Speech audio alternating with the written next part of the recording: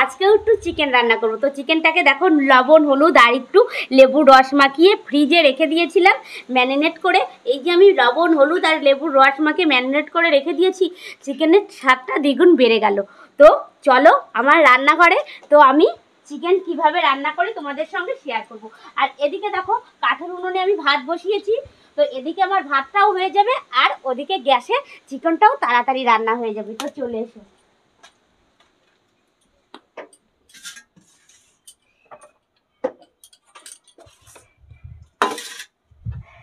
তো কড়াইতে দেখো তেল দিয়ে দিয়েছি, তেলটা কিন্তু ভালোভাবে গরম হয়ে গেছে। এদিকে দেখো চিকেনের জন্য সব মশলা আমার রেডি, কাটা হয়ে গেছে। এদিকে দেখো আলুটা সুন্দর করে কেটে নিয়েছি। এইবারে তেলটা কড়াইতে দিয়ে দিয়েছি, তেলটা কিন্তু ভালোভাবে গরম হয়ে গেছে। তো চলো আগে আলুগুলো ভেজে নিই।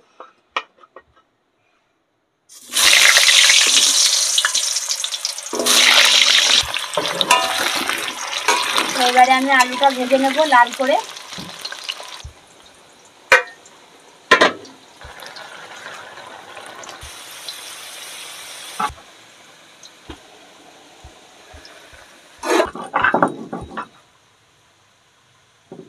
এই যে জিরেটা নোড়ায় বেটে নিচ্ছি, আর আদা পেঁয়াজ রসুন কাঁচা লঙ্কা সব মিক্সি করব।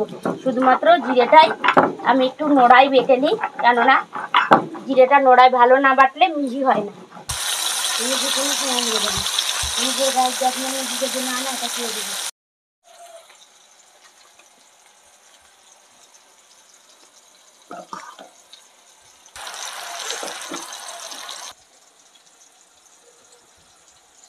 না, প্রচন্ড গরম পড়েছে, গরমে কি করবো, সোনাকে বললাম গামছাটা একটু দিয়ে যা। তা দেখো আমার আলু ভাজা হয়ে গেছে। তো এবার মাংসটা ফোড়ন দেওয়ার জন্য কি কি নিয়েছি সেটা একবার তোমাদেরকে বলে নিই। দেখো দুটো তেজপাতা দুখণ্ড করে নিয়েছি, গোটা জিরে আর এই যে গোটা গরম মশলা আর একটা শুকনো লঙ্কা দুখণ্ড করে নিলাম। তো আমি এই যে শুকনো লঙ্কাটাকে তেলের পরে দিয়ে দিলাম, দুটো শুকনো লঙ্কা দিলাম, গোটা জিরে তেজপাতা আর গোটা গরম মশলা। তো সব আমি এবার তেলের মধ্যে দিয়ে দিলাম, ভালো করে নেড়ে নেব। শুকনো লঙ্কা গোটা জিরে গরম মশলাটা হালকা করে একটু ভাজা হলেই এবারে আমি পেঁয়াজ কুচিটা দিয়ে দেবো। তো ওদিকে একটু মশলা গোটা জিরে গরম মশলাটা আর গোটা গরম মশলা গোটা জিরে ভালোভাবে ভাজা হোক। এদিকে চলো একটু দেখিয়ে দিই কী কী মশলা নিয়েছি। তো দেখো কাঁচা লঙ্কা নিয়েছি, এই যে আদা পেঁয়াজ রসুন আর এই যে জিরেটা কিন্তু আমি নোড়ায় বেটে দিয়েছি। তো এবার সব মশলা একসঙ্গে ভালো করে মিক্সি করে নিয়ে আসবো। ও মনে নেই, এই যে এখানে কটা লঙ্কা শুকনো লঙ্কা সাদা তেলে ভেজে নিয়েছি। শুকনো লঙ্কাটা সাদা তেলে ভেজে নিলে কি হয়, সেই লাল টক ভাব মানে লাল টকটক ভাবটা হয় না। তোমাদের দাদাভাই আবার বেশি লাল টকটকি ভাব পছন্দ করে না, ওর জন্য আমি শুকনো লঙ্কাটা সাদা তেলে ভেজে নিই, চাইলে তোমরাও নিতে পারো। তো এবার গোটা জিরে গরম মশলা তেজপাতা ভালোভাবে ভাজা হয়ে গেছে। এবার কিছুটা পেঁয়াজ আমি তেলের মধ্যে দিয়ে দিলাম আর কিছুটা মিক্সি করে নিয়ে আসবো। তো এদিকে পেঁয়াজটা আমার ভাজা হোক, আমি মিক্সিটা করে নিয়ে আসি। তো দেখতে থাকো।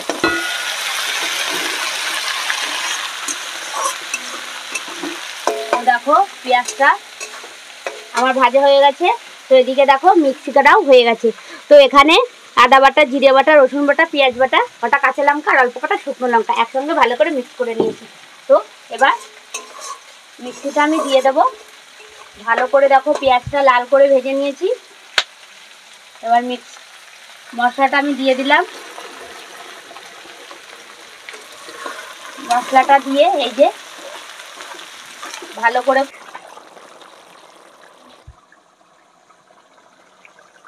হয়ে গেছে। ভাতটা আবার উপর দেবো,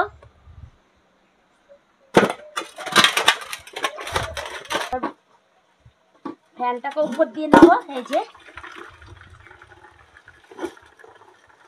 ফ্যানটা ঝরাতে বটি আচারি, এটা ব্যবহার হয় না, বাতিল, সেই আচারিটা দিয়ে এই যে ফ্যান ঝরাতে দিলাম। ব্যাও কষানো হয়ে গেছে, আর একটু ভালো করে কষিয়ে নিই। উস্তে ভাজাটা এবার দিয়ে দেবো, এটা উস্তে দিয়ে আলু দিয়ে চচ্চড়ি।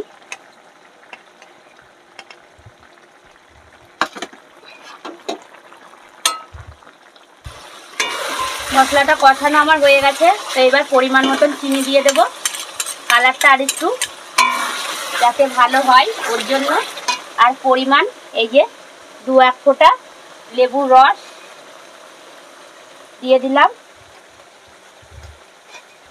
তো মশলাটা ভালোভাবে কষানো হয়ে গেছে, এইবার এই যে ম্যারিনেট করা মাংসটা আমি দিয়ে দেব। আস্তে আস্তে এইভাবে এই যে দিয়ে দিলাম। তো মাংসটা দেওয়া হয়ে গেছে, এবারে আমি মশলার সঙ্গে ভালো করে এরকম করে নেড়ে ছেড়ে নিয়ে আস্তে আস্তে আবার কষিয়ে নেবো। আমি কিন্তু ঢাকা দিয়ে 2-3 বার ঢাকা দিয়ে ভালো করে কষিয়ে নেব।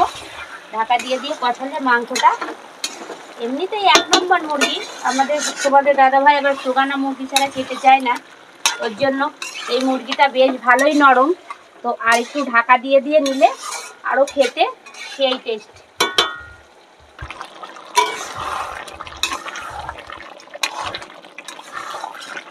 তো এই যে এইভাবে কষিয়ে নেব আমি ভালো করে।